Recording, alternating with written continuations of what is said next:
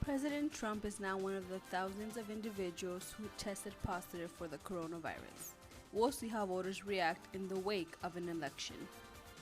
It essentially locks into law permanently the lack of protections that workers would receive under it. And gig workers involved with Uber and Lyft may see changes as a result of State Proposition 22. Update News starts now. From the School of Journalism and Mass Communications at San Jose State University, your source for what's happening with a fresh perspective on today's issues. You're watching Update News. Welcome to Update News. I'm Kenya Caballero. And I'm Guadalupe Mictio. Today we have reporters standing live in San Jose and Santa Cruz. President Trump is now in the White House after contracting the coronavirus. Back from Walter Reed National Military Hospital, Trump is still under medical supervision. Protesters are lining the streets of San Francisco demanding Trump out of the White House. Reporter Nicole Avilar has more details. Nicole? Lupe, protesters gathered around San Francisco Civic Center on Saturday, pledging to show up every day until the 2020 presidential elections. Protesters gathered to the streets of San Francisco, wanting President Trump out of office. Every day we're going to be in the streets. Starting today, we're going to be raising trumpets out now. We're calling to all of society. It was part of a larger organized demonstration in several cities, with the president handling of COVID one of the main points of protests. 200,000 lives are already lost. By January, it's going to be 500,000. They've done nothing. We're fed up. As they made their way from the Civic Center to the federal building, the mask-wearing marchers talked about the president contracting coronavirus himself. He's sabotaged science. He's attacked people like Biden for even wearing a mask. I mean, there's an irony in the fact that this seems to be spreading through the Republican leadership circles at this point, but it still is on the people to respond to this. Protesters were not surprised that Trump tested positive for COVID. So, he's fell victim to his own advice and his own unprofessional behavior in regards to the handling of the COVID crisis that we're dealing with globally right now. The activists say Trump has shown a lack of responsibility when it comes to both taxes and the virus. There are tens of thousands of people who are contracting coronavirus, and he's telling people don't wear these masks. We're here today, of course, to demand justice for Donald Trump to be actually held accountable for his fraudulent, tax returns that he's filed. Voters are wary of trusting polls and are still unsure of how the virus will impact the 2020 presidential elections. I don't feel we know yet what the implications are. It depends on a lot of factors, including, what happens with him. Protesters are not letting the virus stand in their way to achieve their goals. We want him out of office. We feel that his regime has done nothing but terrorize our community, and we feel that the world would be a much better place if Donald Trump was out of office and in prison. The day after the protest, President Trump was discharged from the hospital and is now being treated for the virus at the White House. Reporting live, Nicole Avilar, Update News. Thank you, Nicole. Next month, California will decide the future of gig economy. Proposition 22 has supporters and opponents fired up. Hoishan Chon is live in Santa Cruz with more. Hoishan? Kenya, the fights between California government and app-based company is intensifying, with the election of Proposition 22 approaching. They strongly support Prop 22 because it protects the flexibility they need. Some critics of California Proposition 22 on the November ballot said it's more like a catch-22. It's drafted and founded by app-based service Uber, Lyft, Instacart, and DoorDash. If approved, it would define app-based workers as independent contractors, keep their flexible schedules, but critics say it will leave them without benefits. It essentially locks into law permanently the lack of protections that workers would receive under it. Protections that currently aren't available to independent contractors. such as paid sick days, worker camp, and company provides safety equipment during the pandemic. We've seen these companies break the law for many, many years. And what they're trying to do with Prop 22 is write their own labor code so they can follow their own law that only applies to them. A yes vote on Proposition 22 would override a majority feature of Sampling Bill 5. As AB 5 states, government requires all app-based companies to reclassify their workers as employees if they pass the ABC test. A test qualifies your delivery person as other essential workers. UC Santa Cruz professor Chris Banner directs the Institute for Social Transformation. In Banner's latest survey about ride-hauling and delivery workers in San Francisco, 70% of workers with a flexible schedule and fair pay equally important for their jobs. I think the way it gets framed in the news as like flexibility versus employee status is actually really not very accurate, because it's very possible to be both an employee and have flexible employment opportunities. Gig workers are split between voting yes or no on Proposition 22. Part-time driver Troy Veach say he's voting yes, because if it doesn't pass, he's afraid Uber and Lyft will leave California. Another way they're threatening is they'll just pull business out of California, period, which will really hit the consumer hard, I think, a lot, not just the drivers. Other supporters of Proposition 22 say not passing Proposition 22 results in layoff of their part-time drivers. They say it could create conflict schedules for workers without remaining as independent contractors. The company also said they will also provide wage guarantee and health care benefits to workers, which makes it appealing to supporters. Live in Santa Cruz, Hoi-San Chan, Update News. When coming back, Danny Y will be here with arts and entertainment. We'll look at how events are booming at a distance. And siblings come together to open a coffee shop, unique in its ownership. Ability. Like if someone else has done it, that means it's possible. And I really take that stance on everything. Like if other people open coffee shops, then we can open a coffee shop. And comedy shows find a new way to entertain audience members from the comfort of their own car. That and more when Update News returns.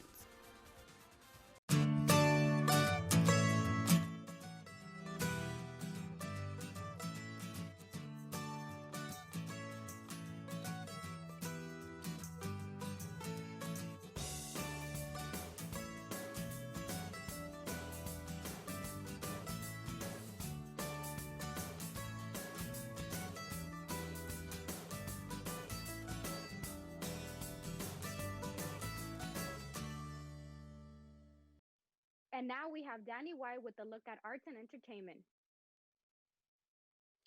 During the day, a parking lot in downtown Santa Cruz is just like every other parking lot. But on Friday nights, it turns into something much more exciting. Since the pandemic hit, venues and clubs have been shut down, putting many performers out of work. But where there's a will, there's a way.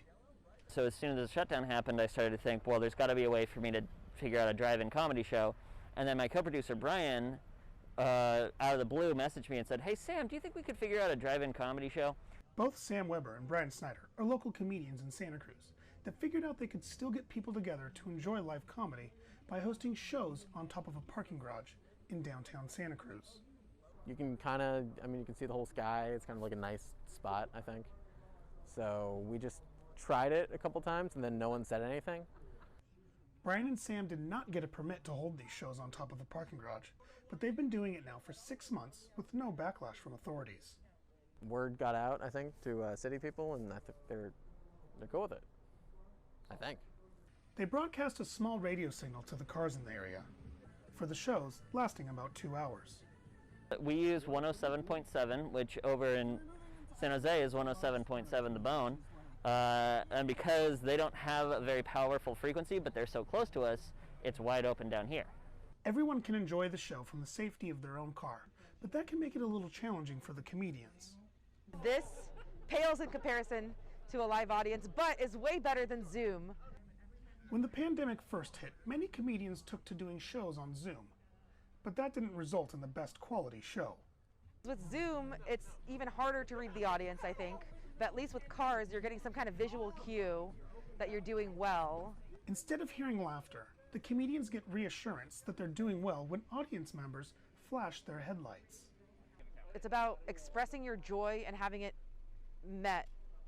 And so I'd say that's the most important thing. If you're having fun up there, then the audience has fun with you. And that's really what it's all about. Getting together to have fun and forget about your daily troubles, even just for a little bit. I am the champion of comedy. I have conquered comedy. I am the champion. down. These shows will continue every Friday on the same parking garage on Church Street in downtown Santa Cruz until venues start to open back up. After going viral because of a Twitter post, two sisters have opened their own coffee shop in downtown San Jose. With a really successful opening day, they continue to open their doors to San Jose community and beyond. Fernanda de Velasco is in San Jose with more. Fernanda? Danny, the name of the coffee shop is Nirvana Soul, and it's clear that the sisters' heart and soul have gone into making their business become a reality. Veronica Macy and Bianca Shaolo are two sisters who have dreamt of opening their own shop for a very long time. Started with a Google search. like we went on Google and how to open a coffee shop. It all started when they were just little girls drinking coffee with their grandmother. The sisters wanted to make a place where people could feel like home. See, what we want is for it to be vibrant and welcoming and people to feel like it's home to them. And they have achieved it, here on 1st and San Carlos Street. After going viral on social media platforms like Instagram and Twitter, Nirvana Soul last month had the grand opening of their dreams. There's this Maya Angelou quote where she says something about the realm of human possibility. Like if someone else has done it, that means it's possible. They have built a loyal customer base within the month. I saw this coffee shop on my Facebook, and I definitely love helping entrepreneurs, as I am one of them. Nirvana Soul hopes to make an inclusive place for everyone and has even invited local artists to come portray their art in their colorful shop. As GSU business professor Benny Boveda shared some advice for small business owners. Get out, right? So they have to rely on the people who are visiting the coffee shop. Advice that Nirvana Soul has already taken action on. Well, the truth is because we didn't know what we were doing and we knew that there are a lot of people like us, like entrepreneurs and also people of color who just don't have access to a lot of resources. And so for us, it was all about how can we make that easier for other people to follow in our footsteps? And like Bianca told me herself, theirs is not a story of struggle, but a story of joy. They hope to encourage more people of color to pursue their dreams and maybe even open shops of their own. Live in San Jose, Fernanda de Velasco, Update News. And that does it for arts and entertainment. So get out there, enjoy some comedy, and go support your local businesses. With all these social distancing events going on, let's take a look at the weather. When we come back, Joshua Gilman with the 5-day weather forecast. We'll also take a look at how shoppers are appreciating everything that's vintage. Update News will be right back. We'll also take a look at how shoppers are appreciating all that's vintage during a pandemic. It's a new experience for every section that you just go to, and overall it's a really good experience. Update News will be right back.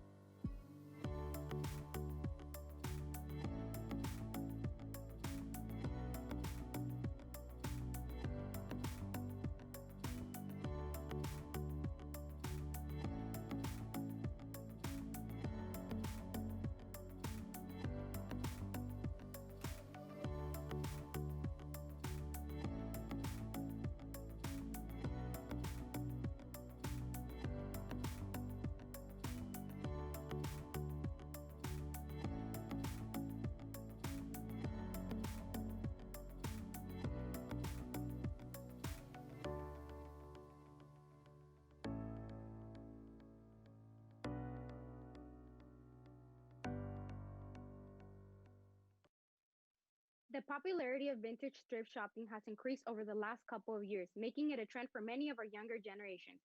However, due to COVID, many thrift vendors had to reinvent themselves in order to make profit.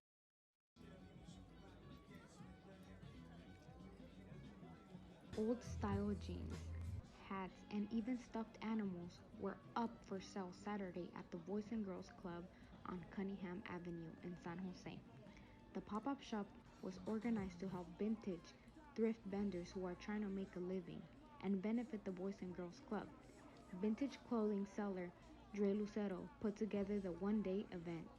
Asked them, would it be possible to maybe do a fundraiser for his, for the Boys and Girls Club, a vintage event, but it would be a fundraiser for the club. Lucero spread the word to other vintage vendors through his social media, inviting them to sign up. We sold out of spots, like that day, So that day we sold 32 spots, all the vendors were super excited. The day of the event, a long line of customers patiently waited for their turn to shop. The line was long, but after coming in, everyone was very welcoming.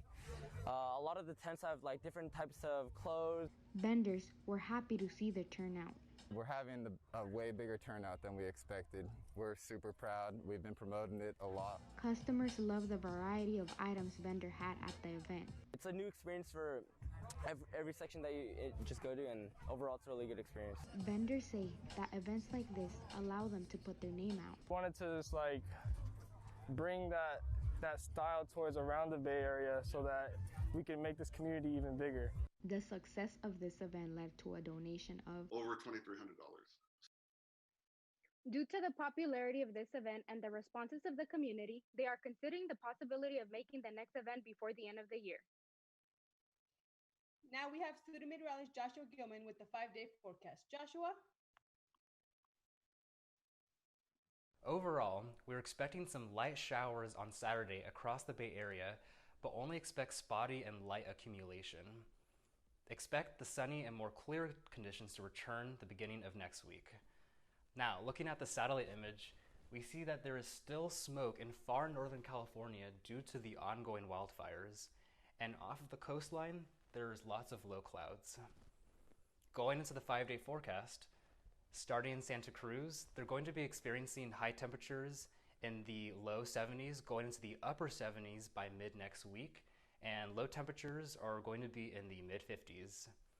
Up in San Francisco, they're going to be seeing high temperatures in the upper 60s and low 70s, with low temperatures in the mid 50s. Out in the East Bay in Oakland, they're going to be seeing high temperatures in the mid to upper 70s, with low temperatures in the upper 50s as well. Finally, here down in San Jose, we're going to be experiencing high temperatures in the upper 70s going into the lower 80s by mid next week. The hottest day will be on Wednesday at 84 degrees. Not too bad. And the low temperatures are going to be in the low to upper 50s. Everyone, have a great weekend and continue to breathe easy. Thank you, Joshua. And now for a look at the week ahead. On Wednesday, you can join the Spartans Recreation for a virtual webinar about famous places to visit in California, and they'll take you to Yosemite, Death Valley, and more. Students can also check out the Spartans Speaker Series on Wednesday evening with Olympic bronze medalist Ibtash Muhammad. You can register this event now with the Division of Student Affairs. These are just a couple of events you can participate in from the comfort of your home. And that does it for this week's edition of Update News. For all of us here, thank you guys for joining, and see you guys next week.